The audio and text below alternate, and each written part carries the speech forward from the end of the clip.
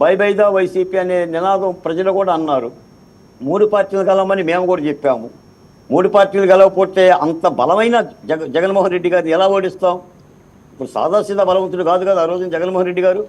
స్థానిక సంస్థలు, పంచాయతీలు, ఎంపీటీసీలు, జెడ్పీటీసీలు, కార్పొరేషన్లో, మున్సిపాలిటీలు, ఎమ్మెల్సీలు మొత్తం ఆయనే కదా. మరి అలాంటి బలమైన నాయకుడిని ప్రభుత్వం నుంచి గద్దె తిప్పాలంటే తప్పనిసరిగా మిగిలిన అన్ని పార్టీలు పోరాటాలు చేయాలని అన్నాం.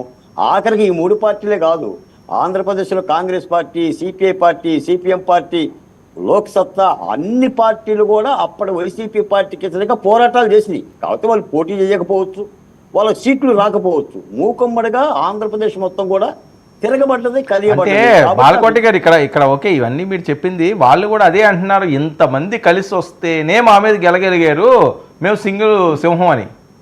అవును, అలా కలిసికట్టు యుద్ధాలే జరుగుతాయి. సింగిల్గా రావంటే సింగిల్గా రండి. మళ్ళీ ఇక్కడ సింహాలు పులులు ఉండవండి ఎన్నికల్లో. ఇక్కడ ప్రజాస్వామ్యంలో నేను సింహము, నేను ఏనుగు, నేను లొట్టెపెట్ట అనేది ఉండదండి.